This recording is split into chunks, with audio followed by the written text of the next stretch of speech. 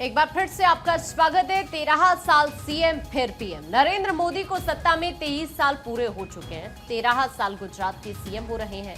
तीसरी बार संभाली है पीएम की कमान। तो आपको ये बताएं कि देखिए, प्रधानमंत्री नरेंद्र मोदी का जो अभी तक राजनीतिक सफर रहा है उसके बारे में हम आपको बता रहे हैं। अभी चूंकि आप जानते हैं तीसरी बार वो सत्ता पर काबिज है देश के प्रधानमंत्री के तौर पर। उन्होंने तीसरी बार पीएम की कमान संभाली है। बड़ी जिम्मेदारी अभी उठा रहे हैं देश की। उससे पहले 13 साल तक गुजरात के मुख्यमंत्री भी वो रहे हैं और इसी कड़ी में उनको सत्ता में 23 साल अब पूरे हो चुके हैं। पहले सीएम की जिम्मेदारी संभाली और अब पीएम की जिम्मेदारी प्रधानमंत्री नरेंद्र मोदी संभाल रहे हैं। चलिए अब आगे बढ़ेंगे। अब बात होगी महिला T20 वर्ल्ड कप की, जिसमें भारत ने एक बड़ी जीत हासिल की है। भारत ने पाकिस्तान को 6 विकेट से हराया है। भारत की तरफ से शेफाली वर्मा ने सबसे ज्यादा 32 रन बनाए हैं। तो एक बड़ा इतिहास जो कि बेटियों ने रचा है। बेटियों से पाकिस्तान हारा है। T20 वर्ल्ड कप का जिक्र हम कर रहे हैं। भारत ने एक बड़ी जीत यहां पर हासिल करते हुए पाकिस्तान को 6 विकेट से हराया है। पाकिस्तान को यहां पर हार देखनी पड़ी है। शेफाली वर्मा जिन्होंने 32 रन सर्वाधिक रन बनाए हैं महिला T20 वर्ल्ड कप में, इसके साथ भारत ने जीत हासिल की। सूर्या के मास्टर प्लान के सामने ढेर हुए बांग्लादेशी शेर। बात मैच की करेंगे। T20 सीरीज में जीत से टीम इंडिया का आगाज हुआ है और ऐसे में भारत ने बांग्लादेश को 7 विकेट से रौंदा है। तेज गेंदबाज अर्शदीप सिंह की अगर बात करें तो वो किस तरीके से मैच के हीरो बने हैं। हार्दिक पांड्या ने खेली है आतिशी पारी और ऐसे में ग्वालियर में हार्दिक पांड्या से लेकर अर्शदीप सिंह ने महफिल लूटी, यानी कि जो उनका प्रदर्शन रहा वो शानदार रहा है और T20 सीरीज में जीत से टीम इंडिया का आगाज हुआ है। बढ़ती खबरों में आगे और अगली पीढ़ी को प्रॉपर्टी सौंपने के 2 मुख्य तरीके। जीते जी संपत्ति ट्रांसफर के लिए गिफ्ट डीड और वसीयत के जरिए भी प्रॉपर्टी दे सकते हैं और संपत्ति को अगली पीढ़ी को सौंपने के 2 मुख्य तरीके हैं, गिफ्ट डीड और वसीयत। दोनों कानूनी रूप से संपत्ति जो है हस्तांतरित करने के साधन है, लेकिन इनका सबसे बड़ा अंतर यह है कि गिफ्ट डीड संपत्ति को जीवन काल में हस्तांतरित करती है, जबकि वसीयत मृत्यु के बाद प्रभावी होती है। अब आपको समझाते हैं कि गिफ्ट डीड क्या है। देखिए, ये एक स्थायी प्रक्रिया होती है और एक बार संपत्ति को हस्तांतरित हो जाने के बाद मालिक उस पर अधिकार खो देता है। इसलिए संपत्ति केवल उसी व्यक्ति को सौंपे जिस पर आपको पूरा भरोसा हो और संपत्ति का एक बड़ा हिस्सा किसी एक व्यक्ति को देने से आपको बताते चले कि अन्य वारिसों में भी जो विवाद है वो उत्पन्न हो सकता है। 2 गवाहों के हस्ताक्षर इसमें जरूरी होते हैं। डीड तैयार करना, अब इसमें बताते हैं आपको कैसे इसे तैयार करते हैं। इसमें दाता प्राप्तकर्ता को लेकर भी पूरी जो जानकारी है वो देनी पड़ती है। और चलिए अब खबरों में आगे बढ़ेंगे। कुछ और खबरों की भी बात करेंगे। अनिल अंबानी की बात करते हैं। अनिल अंबानी ग्रुप वापसी के लिए तैयार है। कर्ज मुक्त रिलायंस इंफ्रा आर पावर ने जुटाए 17,600 करोड़ रुपए। निवेश के लिए 50,000 करोड़ की और गुंजाइश भी अभी नजर आ रही है। तो आपको ये बता रहे हैं कि अनिल अंबानी ग्रुप वापसी के लिए पूरी तरह से तैयार और इसी कड़ी में आपको बताएं कि अभी आर पावर ने 17,600 करोड़ जुटाए हैं। चलिए आगे बढ़ते हुए बात होगी। सरकारी बैंकों के मुनाफे में गिरावट आ सकती है। रिपोर्ट के मुताबिक सितंबर तिमाही नतीजों को लेकर अनुमान ये है 1% तक घट सकता है बैंकों का नेट प्रॉफिट। तो ये बड़ी जानकारी है। 1% तक घटने की संभावना है। सरकारी बैंकों के मुनाफे में गिरावट आने की संभावना है। तो चलिए अब आगे बढ़ेंगे। कोरियोग्राफर जानी का पुरस्कार निलंबित हो चुका है। यौन उत्पीड़न के आरोपों के बाद निलंबित किया गया है। सरकार ने राष्ट्रीय फिल्म पुरस्कार निलंबित कर दिया है। समारोह में शामिल होने का आमंत्रण भी वापस। सूचना एवं प्रसारण मंत्रालय ने दरअसल आमंत्रण दिया था, जिसका जिक्र अखबार के अंदर भी किया गया है। आपको ये बताएं, कोरियोग्राफर जानी मास्टर का जो राष्ट्रीय पुरस्कार है वो निलंबित कर दिया गया है। यहां सूचना एवं प्रसारण मंत्रालय के राष्ट्रीय फिल्म पुरस्कार प्रकोष्ठ ने यौन उत्पीड़न के आरोपों के मद्देनजर कोरियोग्राफर जानी मास्टर को दिए जाने वाले राष्ट्रीय फिल्म पुरस्कार को निलंबित कर दिया है। अधिकारियों ने दिल्ली में होने वाले 70वें राष्ट्रीय फिल्म पुरस्कार समारोह के लिए कोरियोग्राफर को दिया गया आमंत्रण भी वापस ले लिया है। जानी मास्टर का असली नाम शेख जानी बादशाह है। उन्हें 2022 की तमिल फिल्म को देखते हुए गीत मेघम के लिए सम्मानित किया जाना था। राष्ट्रीय फिल्म पुरस्कार प्रकोष्ठ ने कहा है कि आरोप की गंभीरता और मामले के कोर्ट में विचाराधीन होने के मद्देनजर भाषा को पुरस्कार देने के फैसले को अगले आदेश तक निलंबित रखने का जो फैसला है वो लिया गया है। बिल्कुल, इस बीच एक बड़ी खबर है पंजाब के लुधियाना से, जहां पर बड़ा हादसा हो गया। नवरात्रि के जागरण कार्यक्रम में मंच टूट गया। हादसे में 2 लोगों की मौत है, 15 लोगों के घायल होने की जानकारी है। अचानक आए तूफान से पंडाल गिर गया। तो ये देखिए बड़ा हादसा यहां पर हो गया। नवरात्रि का पर्व चल रहा है, ऐसे में जगह जगह जागरण के कार्यक्रम होते हैं और बड़ा हादसा यहां पर हो गया। बताया जा रहा है कि अचानक से तूफान आया और तूफान आने की वजह से पंडाल ये गिर गया। देखिए इस पंडाल पर जो रात्रि भजन का कार्यक्रम है वो चल रहा था, जागरण कार्यक्रम चल रहा था और तभी कैसे ये मंच गिर जाता है। और ये तस्वीरें आप देखिए, जो लोग नीचे खड़े हुए होते हैं उन पर भी उनको भी चोट लगने की खबरें सामने आई हैं। पंजाब के लुधियाना की तस्वीर आप देख पाएंगे, जहां पर जागरण कार्यक्रम के दौरान मंच टूट गया। मंच पर जो मौजूद लोग थे उन्हें भी हल्की चोट आई है। 2 लोगों की मौत की जानकारी है, 15 लोगों के घायल होने की जानकारी। जो लोग फ्रंट में खड़े हुए थे उनको ज्यादा चोट इसमें आई है और जो स्टेज पर मौजूद थे उनको भी चोट इसमें आई है। 2 लोगों की मौत की जानकारी भी इसमें मिल रही है। रंजना, बिल्कुल देखिए ये तस्वीर जो डराती है, क्योंकि नवरात्रि का जागरण भक्तिमय माहौल था वहां पर और अचानक से तूफान और जिसके बाद देखिए जो स्थिति बिल्कुल भयावह हो जाती है।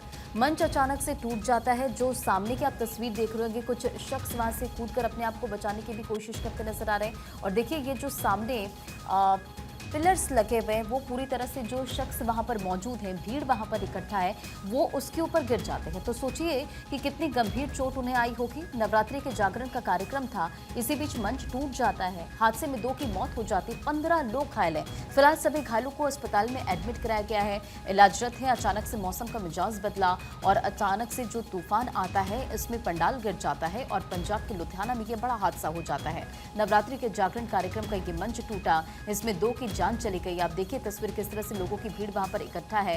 लाइटिंग्स और ये जो तमाम पिलर्स वहां पर खड़े हैं, मंच को जिससे बनाया गया है वो अचानक से गिर जाता है। और जो लोग वहां पर देखिए बैठे रहते हैं, खड़े होते हैं, जो इस नवरात्रि के जागरण में शामिल हैं, वो उनके ऊपर ये जो मंच है वो गिर जाता है। आप देखिए लोग भागने की कोशिश करने की सोचते हैं लेकिन वो बच नहीं पाते हैं और वहां से गिर जाता है। एक्सक्लूसिव तस्वीर भारत 24 पर आप देख रहे हैं। देखिए मंच से भी एक शख्स को आप कूदते देख रहे होंगे कि जैसे वो देख रहा है कि मंच गिर रहा है, वो वहां से कूदकर अपने आप को बचाने की कोशिश कर रहा है। अचानक से ये हादसा और 2 लोगों की मौत। ऑक्यूपेंसी रिपोर्ट में हुआ है खुलासा, वंदे भारत ट्रेन को नहीं मिल रही यात्री। दरअसल अधिक किराया होने से जो यात्री हैं उनका रिस्पांस नहीं मिल रहा है। कुछ रूट पर तो यात्री मिल ही नहीं रहे हैं, कुछ रूट्स तो ऐसे यहाँ पर फिर भी थोड़े बहुत जो यात्रियों मिल रहे हैं। लेकिन ये कहा जा रहा है क्योंकि किराया ज़्यादा है और इसी वजह से लोग वंदे भारत से सफ़र करना नहीं पसंद कर रहे हैं। तो देखिए जिस तरीके से वंदे भारत को लाया गया उसका मकसद यही था कि लोगों को बेहतर सुविधा मिले, कम समय में अपनी यात्रा लोग कर सकें और उनका एक्सपीरियंस अच्छा हो, सरल सुगम हो। लेकिन जाहिर सी बात है कि अगर आपको ये फैसिलिटीज़ चाहिए तो इसका किराया थोड़ा एज़ कम्पेयर टू बाकी ट्रेन के ज़्यादा ही होगा और शायद ये किराया लोगों को इतना ज़्यादा लग रहा है कि यात्री वंदे भारत ट्रेन को नहीं मिल रहे हैं। बात अब बिहार की होगी, जहां रविवार को एक बड़ा हादसा हो गया। 15 लोगों की डूबने से मौत की खबर है। एक ही परिवार के 6 बच्चे इसमें शामिल हैं। कटिहार जिले में 5 की मौत से हड़कंप मच गया। पूर्वी चंपारण की अगर बात करें तो यहां पर 2 लोगों की मौत हो गई। बेगूसराय में 1 की जान चली गई। बिहार में रविवार को विभिन्न घटनाओं में डूबने से एक ही परिवार के 6 बच्चों समेत 15 लोगों की जान जाने की खबर है। एक अन्य की तलाश अभी तक की जा रही है और मृतकों में रोहतास जिले के 6, कटिहार के 5, पूर्वी चंपारण के 2 और बेगूसराय के 1 इसमें शामिल है। तो अलग अलग घटनाओं में यह हादसा हो जाता है। 15 लोगों की जान चली जाती है जिसमें 6 बच्चे शामिल है। आपको बताते चलें कि वैशाली में भी एक व्यक्ति की जान चली गई है। जान गंवाने वालों में इसमें पिता पुत्र शामिल हैं और परिवार आप देखिए किस तरह से अब रोता बिलखता नजर आ रहा है क्योंकि एक बड़ा हादसा यहाँ पर हुआ है। और चलिए अब आपको कुछ और खबरें बताते हैं जिनका जिक्र अखबारों के अंदर भी किया गया। बहराइच की बात करते हैं तो आपने देखा कि किस तरह से यहाँ पर जो भेड़िए का आतंक है वो नजर आया। पिछले कुछ दिनों में कई लोगों पर, कई बच्चों पर भेड़ियों ने हमला किया। वो तस्वीरें भी आपने देखी कि किस तरह से बड़ी संख्या में यहाँ पर बच्चे और जो लोग हैं वो घायल हो गए थे और कई की मौत की खबर भी आई। लेकिन अब इस झुंड का आखिरी भेड़िया भी मारा गया है। दरअसल प्रदेश की अगर बात करें बहराइच जिले की, यहाँ पर महसी तहसील के करीब 50 गांव में आतंक का पर्याय बने आदमखोर भेड़िए के झुंड के छठे और आखिरी सदस्य को रामगांव थाना अंतर्गत तमाजपुर गांव में यहाँ पर शनिवार से रविवार की रात ग्रामीणों ने पीट कर इसे मार डाला। और आपको हम ये भी बताएं कि प्रभागीय वन अधिकारी अजीत प्रताप सिंह की तरफ से इसकी पुष्टि की गई। उन्होंने बताया कि भेड़िया मारा गया है। भेड़ियों के झुंड का वही छठा और अंतिम सदस्य था जिसकी वन विभाग को तलाश थी पिछले कई दिनों से, और अब यहाँ पर इसके मारे जाने को लेकर जानकारी सामने आई है। पिछले कई दिनों से आपने देखा कि किस तरह यहाँ पर ऑपरेशन चलाया जा रहा था कि जल्द से जल्द जो इस झुंड का आखिरी भेड़िया है उसको भी पकड़ लिया जाए। और अब इस बात की पुष्टि हो गई है कि ये अंतिम भेड़िया था जिसे मार दिया गया है। लोगों ने यहाँ पर इसे मार दिया है। शनिवार की रात में यहाँ पर ये नजर आया और उसके बाद इस भेड़िए का खात्मा किया गया। 50 गांव में भेड़ियों के हमले की वजह से दहशत का माहौल बना हुआ था। यहाँ महसी तहसील अंतर्गत घाघरा नदी के कछार में स्थित 50 ऐसे गांव हैं जहां पर हजारों नागरिक करीब 2 महीने से भेड़ियों के हमले से दहशत में जी रहे थे। और अब 17 जुलाई से अभी तक अगर आप आंकड़े को देखें तो 7 बच्चों सहित 8 लोगों के हमलों से मौत भी हुई, जिसमें करीब 36 लोग भेड़िए और अन्य जानवरों के हमले से घायल भी हुए थे।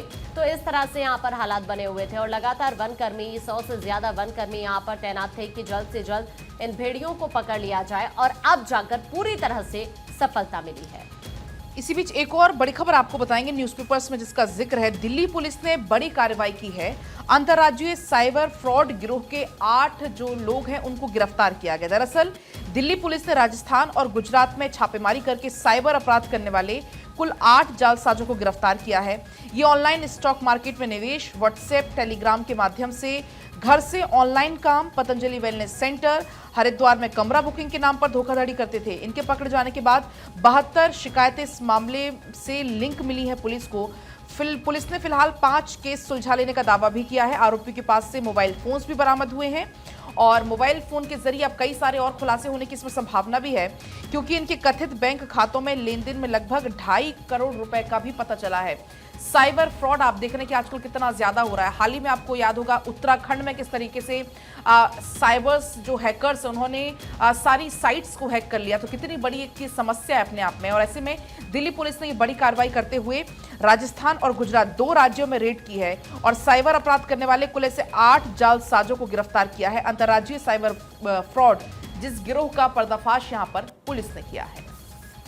तो आप देखिए जो साइबर ठगी है उसके केसेस लगातार बढ़े हैं और दैनिक जागरण में हेडलाइन एक दी गई है कि साइबर ठगी के लिए विदेश से हर दिन 1 करोड़ कॉल आते हैं।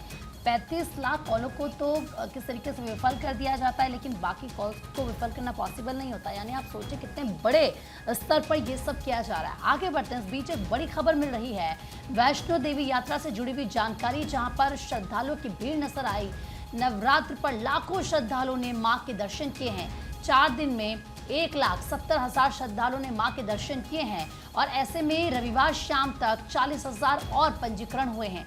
नवरात्र पर पहले 4 दिन में लगभग 1,70,000 श्रद्धालु मां वैष्णो देवी के दरबार में हाजिरी लगाने पहुंचे। प्रथम नवरात्र पर जहां वीरवार को 44,000 भक्तों ने मां के दरबार में मत्था टेका, तो वहीं शुक्रवार को 38,000 भक्तों ने मां के दर्शन के। तीसरे दिन वीकेंड होने के कारण भक्तों का आंकड़ा 48,000 तक रहा है। चौथे नवरात्र पर शाम 6 बजे तक 40,000 के करीब श्रद्धालुओं ने पंजीकरण करवाकर भवन की ओर प्रस्थान किया है। यानी कि लगातार ये आंकड़ा किस तरीके से बढ़ रहा है नवरात्र के ये 9 दिन, और ऐसे में हर कोई ये कोशिश कर रहा है कि मां वैष्णो देवी की यात्रा वो करे, मां के दरबार में वो हाजिरी लगाए। बढ़ती खबरों में आगे और अगली बड़ी खबर आपको बताते चले, जहां भारत पाक बॉर्डर पर ड्रोन से ड्रग तस्करी। राजस्थान बॉर्डर पर ड्रग्स गिरोह सक्रिय और गंगानगर पुलिस ऑपरेशन सीमा संकल्प चला रही है। इस साल 21 किलो से ज्यादा हेरोइन पकड़ी गई है और पुलिस ने 26 तस्करों को अरेस्ट भी किया है। लगातार इस पूरे मामले को लेकर कार्रवाई की जा रही। तो ये बड़ी जानकारी आपको दे रहे, जहां भारत पाक बॉर्डर पर ड्रोन से ड्रग की तस्करी की जा रही है। खबरों में आगे बढ़ते हैं, शेयर बाजार को लेकर खबर आपको बताते हैं। शेयर बाजार में युवाओं का राज। देश में पहली बार 40% शेयर निवेशक 30 साल से कम के।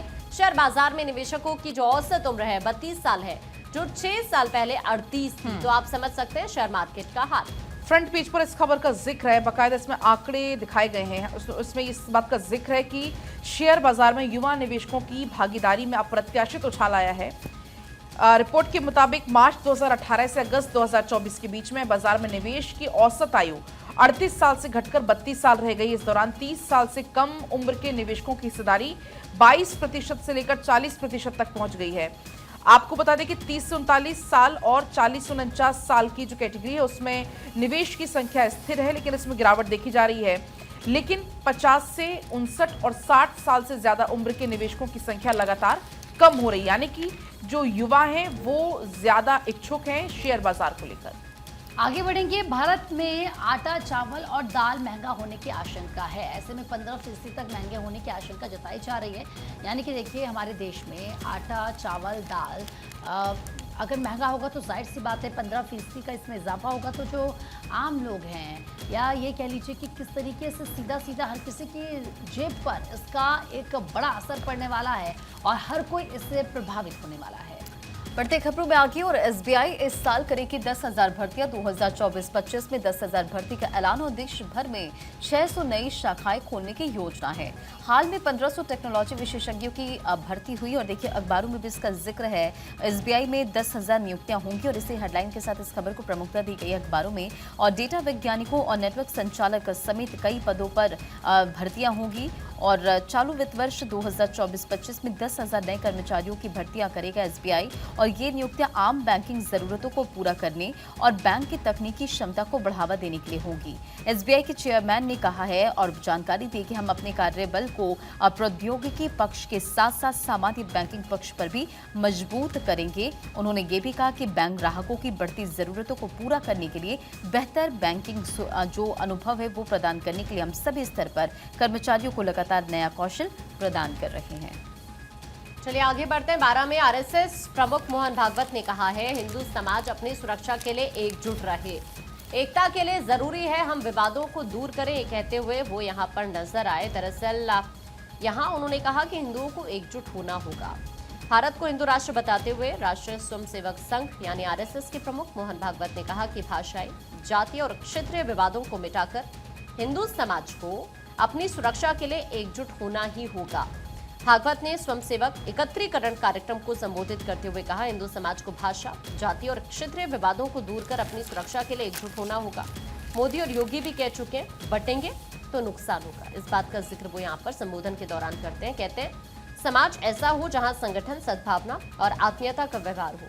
समाज में आचरण का अनुशासन, राज्य के प्रति कर्तव्य और ध्येय निष्ठ होने का गुण जरूरी है। उन्होंने कहा कि संघ कार्य यंत्रवत नहीं बल्कि विचार आधारित है। संघ कार्य की तुलना योग्य कार्य विश्व में नहीं है। उपमा के तौर पर सागर सागर जैसा है, गगन गगन जैसा है, वैसा ही संघ भी संघ जैसा ही है। इस बात का वो जिक्र करते हैं। चलिए अब आगे बढ़ते हुए बड़ी खबर आपको बताएंगे पटना से, जहां पर करंट लगने से हुआ है बड़ा हादसा। हादसे में एक महिला की मौत, 13 लोग झुलस गए हैं। इसकी जानकारी मिल रही है। 11 महिलाएं समेत कुल इसमें 13 लोग शामिल हैं जो कि झुलसे हैं। दरअसल मंदिर में यहाँ पर भजन चल रहे थे और उसी दौरान ये हादसा हो गया। 11 महिलाएं इसमें शामिल हैं। कुल 13 लोग इसमें बताए जा रहे हैं जो कि करंट लगने की वजह से झुलस गए हैं। बिहार की राजधानी पटना, जहां से ये बड़ी जानकारी आई है सामने, करंट लगने की वजह से बड़ा हादसा हो गया। एक महिला की मौत भी इसमें हो गई है। जो झुलसी हैं उसमें भी ज्यादातर महिलाएं ही शामिल हैं। 11 महिलाएं ऐसी हैं जो कि झुलस गई हैं। एक महिला की मौत और कुल मिलाकर 13 लोगों के झुलसने की यहाँ पर जानकारी है। तो देखिए, पटना देवी मंदिर में करंट लगने से एक महिला की मौत हो गई है। 13 से अधिक लोग झुलस गए। शिव चर्चा में पहुंची थी महिलाएं, जानकारी ये मिल रही है। तो पटना में ये बड़ा हादसा हो गया, जहां पालीगंज के करकट बीघा गांव में देवी मंदिर पर शिव चर्चा के दौरान करंट लगने से एक महिला की दर्दनाक मौत हो गई। बताया जा रहा है कि 11,000 वोल्टेज बिजली के करंट लगने से करीब 1 दर्जन से अधिक लोग गंभीर रूप से जख्मी हुए हैं। इसमें 8 की हालत गंभीर बताई जा रही। सभी को फिलहाल अस्पताल में एडमिट कराया गया, इलाजरत है।